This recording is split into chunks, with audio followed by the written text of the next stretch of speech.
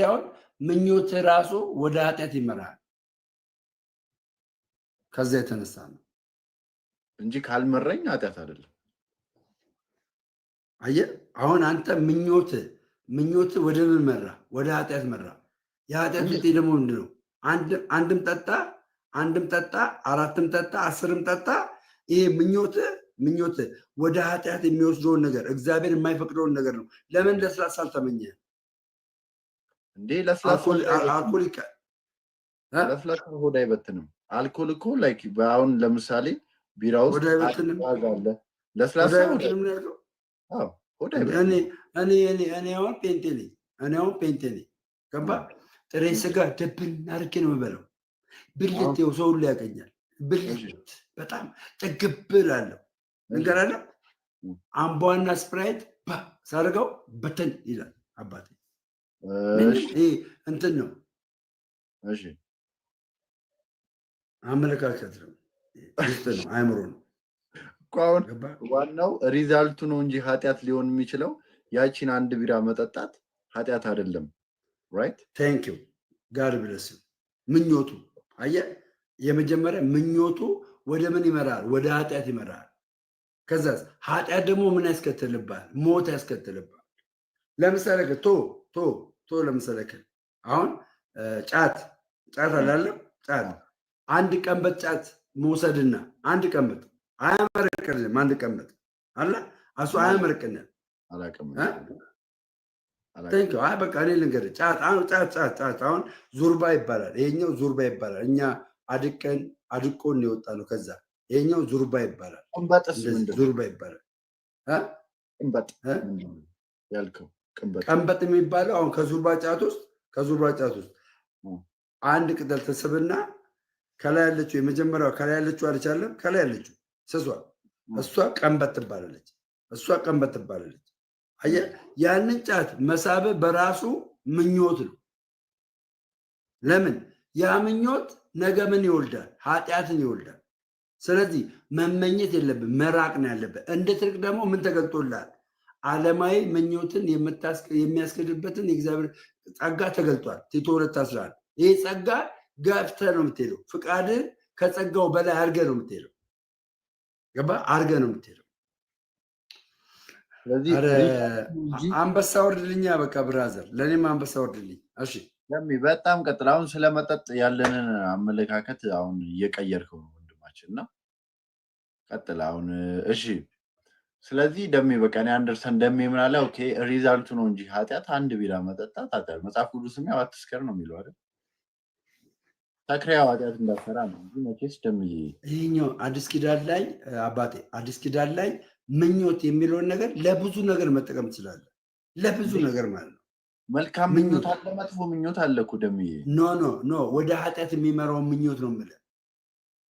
ወደ ኃጢአት የሚመራው ምኞት ኦኬ እሺ አዳፕቴሽኑ ሪዛልቱ መጨረሻ ላይ ኃጢአት ይሆናል ነው ደሜ? እንደዛ ብለን ያዘው።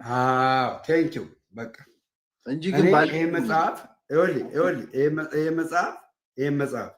አሁን እጄ ላይ የለም። ይሄ መጽሐፍ አለ። ይሄ መጽሐፍ እጄ ላይ የለም። ይሄ መጽሐፍ ለመግባት መጀመሪያ ምንድነው ውስጥ የሚገባው? ምኞቱ ነው የሚገባው አይደል እንዴ? መጽሐፉን የመግዛት ምኞቱ ነው የሚገባው አይደል? መጽሐፉን የመግዛት ምኞት ወደ ምን ይመራኛል? ወደ መጽሐፍቱን የመግዛት ይመራኛል። መጽሐፍቱን ገዛው። ከዛስ መጽሐፍቱ ይሄ መጽሐፍ እኔ ጋር ከሆነ በኋላ እኔን ወይ ይገለኛል ወይ ደግሞ በህይወት ያኖረኛል። ይሄ መጽሐፍ መልካም ከሆነ ይሄ መጽሐፍ መልካም ከሆነ በህይወት ያኖረኛል። መልካም ካልሆነ ግን ይገለኛል። ሰሴም ቲንግ አንድ ኃጢአት ተመኘው አይደለ? ከተመኘው በኋላ ወደ ራስ ታመጣዋለህ። ምን ይሆንባል? ኃጢአት ይሆንባል። ያ ኃጢአት ላይ ደግሞ ትሬንድ ካደረግ ከዛ ልምምድ ውስጥ ካልወጣ ምን ያስከትላል? ያ ኃጢአት ሞትን ያስከትልባል። ስለዚህ መጀመሪያ ምን አለማድረግ ነው? አለመመኘት ነው። በቃ አለመመኘት ገባ? አለመመኘት ነው። ካልተመኘው ግን በቃ መገሰር ነው። አንተ እኔ እየነገርኩህ አትመኝ። በቃ በተአምር ሳልመኝ ምናምን ልጠጣ የሚባል ነገር የለም። ሳትመኝ እንዴ ምሳ እንኳን እኮ ወይ ደግሞ ምግብ እኮ እየፈለግከውን አማርጠ እንትን የምትለው እንትን ብለህ ነው አማርጠ ነው ደሜ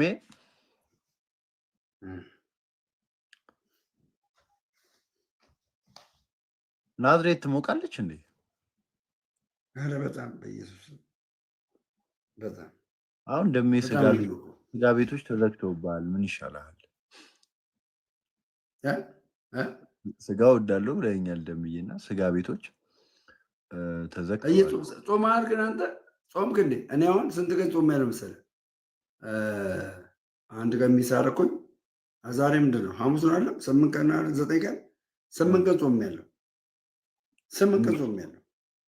እንዴት እያደረኩ እንዴት ያንተ ያጾም ማለት እንዴት ከጠዋት 1 ሰዓት እስከ 9 ሰዓት ምንም ሰዓት በላ ነው እስከ 7 እስከ 6 ከዛ ምን በላ ቁርጥ በላው እንዳትለኝ ቁርጥ በላው እንዳትለኝ መብቴ ነው በበላ እኔ ጴንጤ ስለሆንኩ መብቴ ነው። ኦርቶዶክሳዊ ግን መብላት አይችልም ቀኖናው ስለማይፈቅድለት። ታዲያ ለምን ትጾም? ኦርቶዶክሳዊ መብላት አይችልም። ኦርቶዶክሳዊ ይኸውልህ አንድ ኦርቶዶክሳዊ ወይ አዳምጠኝ ይኸውልህ ምግብ በቀኖና ነው የሚያዘው።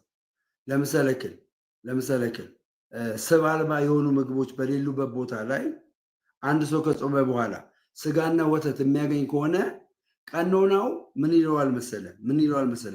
ጾሙ እንዳይፈርስበት ይናገራል። ገባ?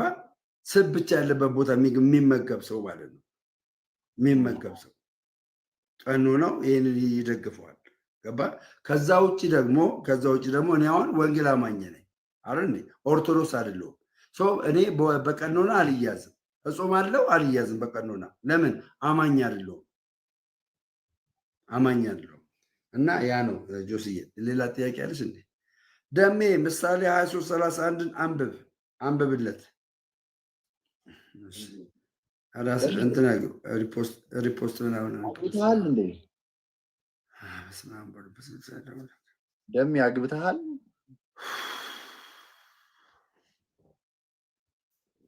ደሜ አግብተሃል? እንደ ዛሬ ግን በእውነት እንደ ዛሬ ደሜ አግብተሃል? ደሜ አግብተሃል? ሁለት ልጅ አለኝ። አግብቻለሁ። 2 ልጅ አለኝ። አባቴ እግዚአብሔር አብረህ ነው ከባለቤት ጋር የምንኖረው? ሀብታሙ ሆንክብኝ እኮ እንዴ ደሜ። የግል ህይወት ሼር እንደራረግ እንጂ ወንድማችን። ለምን? እኔ ይሄ እኮ የማይነካ ነው የማይነካ። ስለዚህ ከባለቤት ጋር አብራችሁ ነው የምትኖሩት?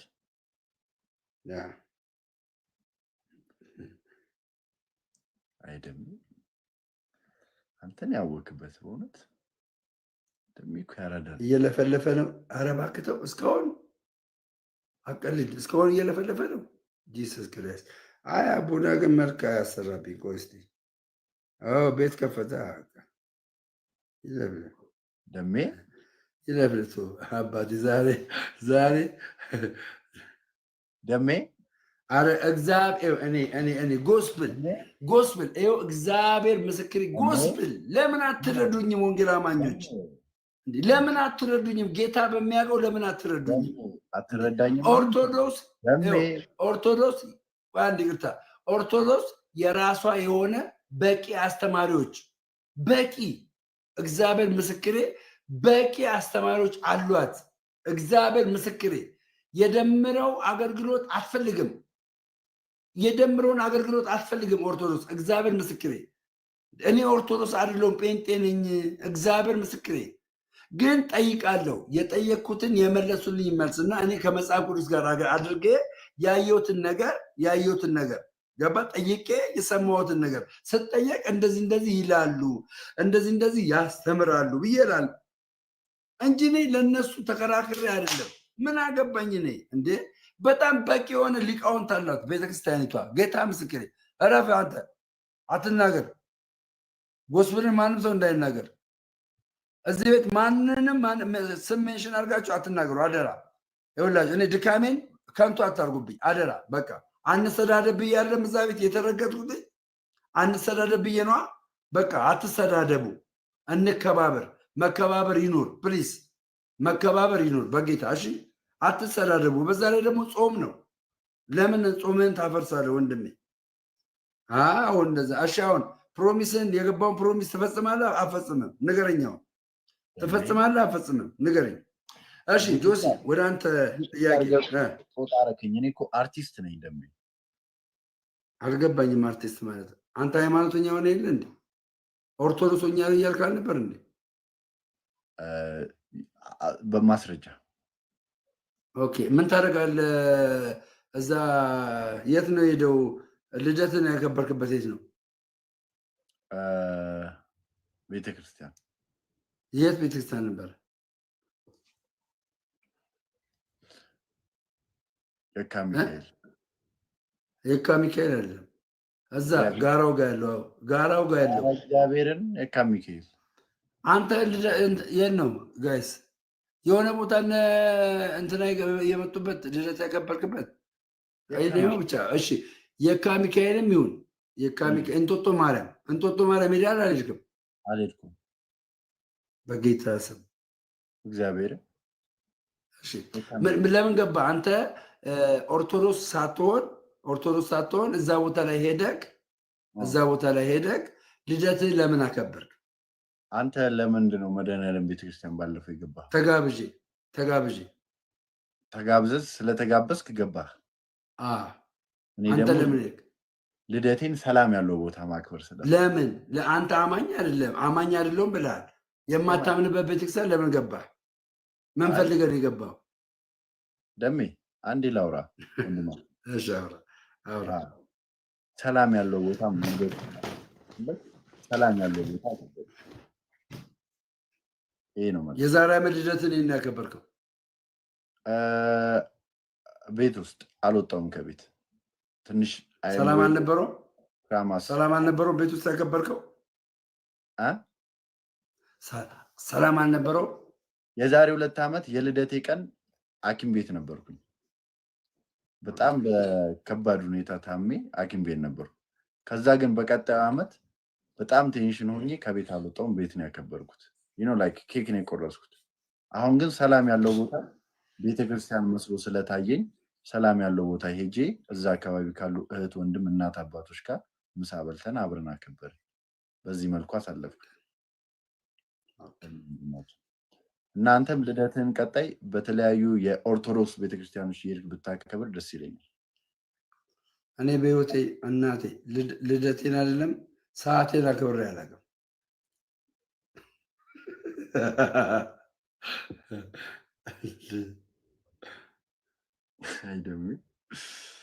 ተጋብዤ ይለኛል እንዴ አንተ?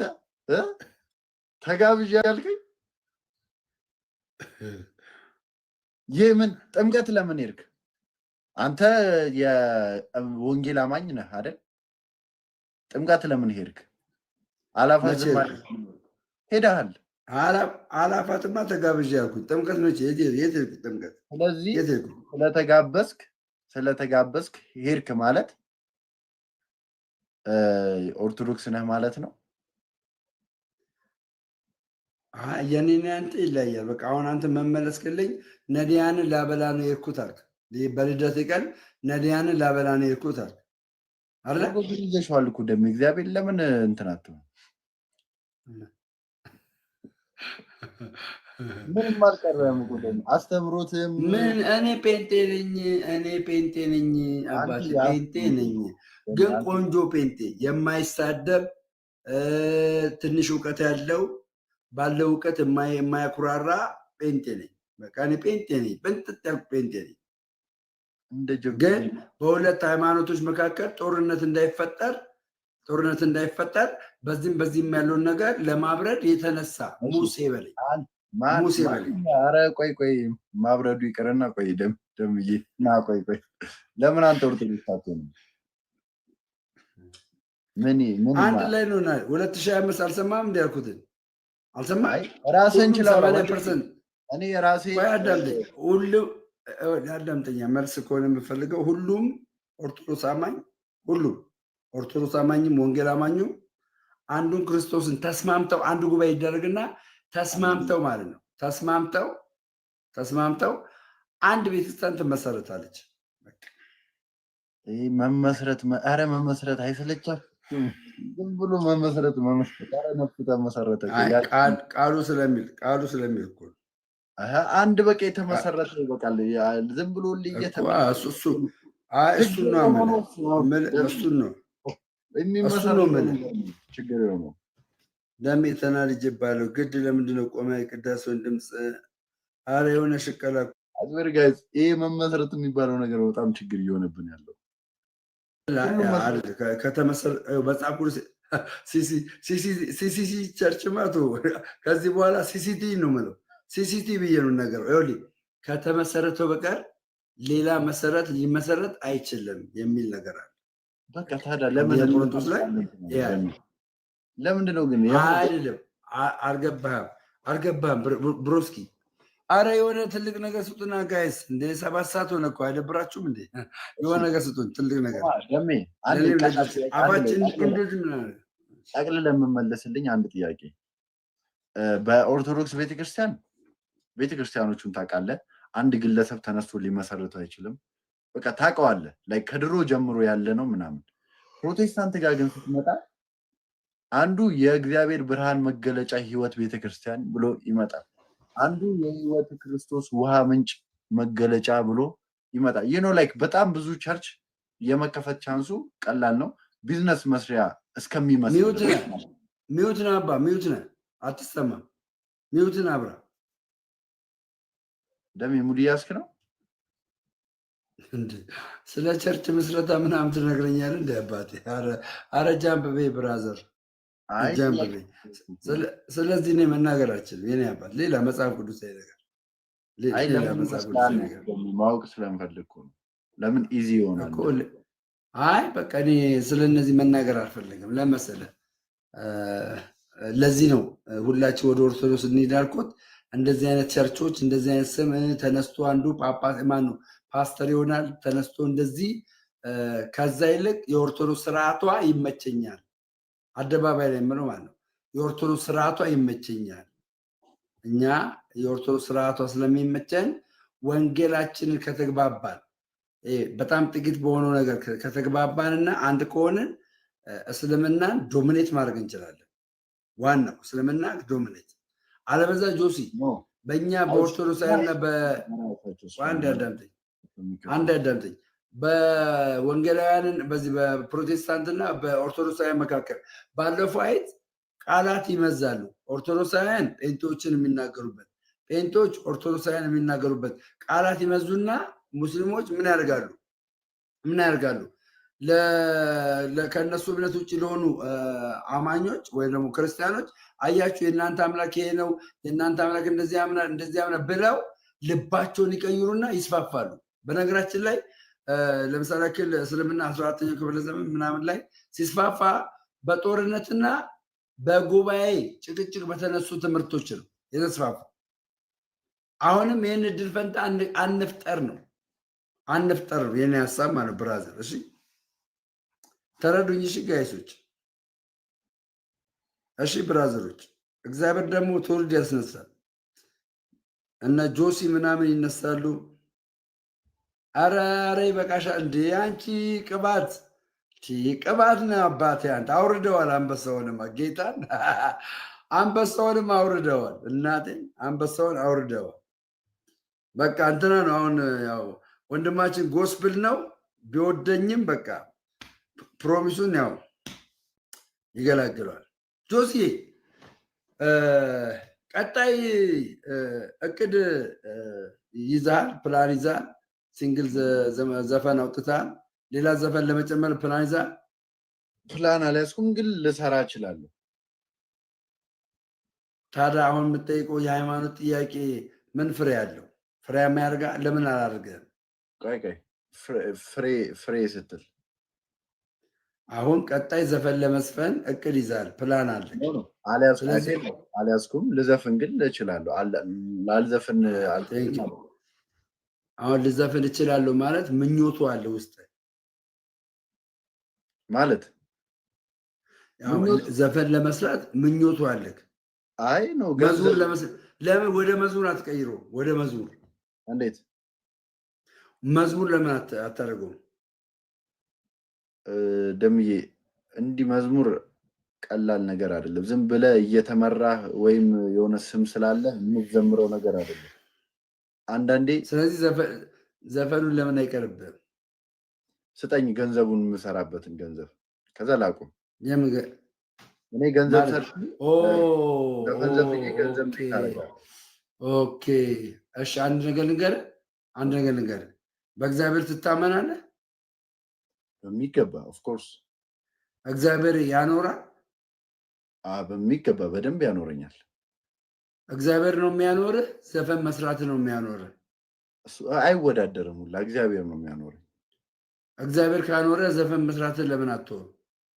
ኦኬ ደሜ እንደዚህ ስትል ሶስቱ ጣቱ አንተ ላይ እየጠቆመ ነው እና ራስን ህይወትን በትክክል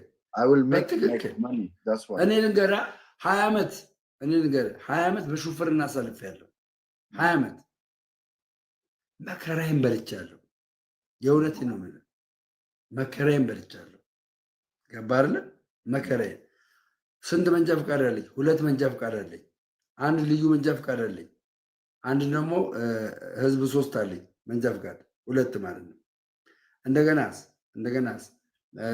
አሁን የድለላ ስራ ምናምን መኪና ማስገባት፣ እስካቫተሮች ማስገባት፣ ማሽኖች ማስገባት አለኝ። ይሄ እንትኖቹ አሉ። አሁን ኦልሬዲ ቆሟል፣ ስራው ቆሟል፣ የለም። የሚገርምህ ሹፍርናውንም አጣው፣ እስካቫተሩ ሎደሩም ቆሟል፣ መንገድ ስራ የለም፣ ቆሟል፣ ዝግትግት አለ። በቃ እንግዲህ አስብ፣ ዝግትግት ማለት ነው። ግን ማለት ነው ልጅ አለ፣ የቤት ኪራይ አለብኝ፣ ምን አለብኝ። በቃ እኔ አሁን እግዚአብሔር እያኖረኝ ነው። እግዚአብሔር ህዝብ እየሰጠኝ ነው። ጌታ ይባረክ። በእውነት ከአገልግሎት የጎን እግዚአብሔር አዘጋጅልሃል አይደል? እግዚአብሔር አዘጋጅ። አሁን መነግር ምንድነው ለአንተ እግዚአብሔር ያኖራል ስንል ማለት ነው። እግዚአብሔር ያኖራል ስንል ለአንተ ምን እንደሚሰጥ ታውቃለህ? ወደ ኃጢአት እንዳትገባ እግዚአብሔር ሰው ይሰጣል። መልካም ሰዎችን ይሰጣል። ገባ? እግዚአብሔርን አንተ ምን ማለት አለብን? መተማመን አለብን። በእግዚአብሔር መደገፍ አለብን። አሁን ወንበሩ የተቀመጥክበት ወንበር ይጥለኛል ብለን እንደ የተቀመጥከው ወንበሩን ተማምናል። ከዛ በላይ ደግሞ እግዚአብሔርን ተማመነው። እግዚአብሔርን ከተማመንከው ትልቅ ደረጃ ልትደርሳለህ። እስከዛው ግን አሁን ምንድነው ልትል የምችለው ደሜ፣ ሰው መሬት ሰማይ ለተቀማጩ ቅርብ ነው ይባላል። እኔ ደሜ በዘፈን ያ ገንዘብ አገኛለሁ።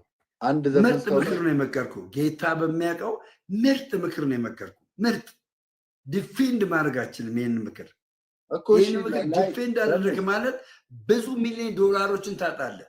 አሜን በል። ታጣለህ እያልከኝ አሜን ልበል? እንዲህ እያላችሁ ጎበዝ። ኮንሰንትሬሽንን ለማወቅ እኮ ነው። ኮንሰንትሬሽንን ለማወቅ ነው። ምርጥ ነው። አዳራሽ ላይ ዝም ብለው አሜን እያሉ ነው ችግር የፈጠረው። ፕሊዝ እኔ አሜን አለ አጣርቼ። እሺ ኤኒዌይስ እኔ ምን አለ መሰለህ፣ ኧረ በእናታችሁ የሆነ ትልቅ ጊፍት ስጡ። ይደብራል። ጌታ እንደ ይደብራል። በዚህ ሰዓት ላይ እንደ ቤተሰብ የላችሁም እንደ ጌታ ምስክሬ ማለት ነው። እንደ አስደስቱን እንጂ ዋይ አሁን እንቅልፌ እኮ አይመጣም። በእናታችሁ አሁን እንቅልፌ አይመጣም። በኢየሱስ ስም አይመጣም። በእናት እሺ። ኤኒዌይስ ዘፈን ላወጣ እችላለሁ፣ ላላወጣም እችላለሁ። እሱ እግዚአብሔር ያለልኝን እኖራለሁ። እኔም ቢሰጥስ ለአንተ እኔም ቢሰጥስ አላወጣም ብል አሁን ሶሻል ሚዲያ ላይ ነው ያለው። ሪከርድ ሊወጣ ይችላል ነገ። ኦዲየንስ የምታጣበት ነው። ገብቶሃል? ሶሻል ሚዲያ ላይ ስትሆን ለአፌ ላይክ ውስጤ ከሆነ አዲስ ስራ አልጀመርኩም። ደሜ አዲስ ዘፈን አልጀመርኩም። ስቱዲዮ አልሄድኩም። ዘፈን አለም ላይ ስትሆን ስቱዲዮ ትሄዳለህ፣ ግጥም ትገዛለህ ምናምን። እስካሁን ያንን አላረኩም። ግን አላወጣም። ጴንጤ ነው ኦርቶዶክስ ነሽ? እሺ ጴንጤ ነው ኦርቶዶክስ ነው አንተ? ለሪከርድ የሚያደርጉ አሉ። ምንም አልልም።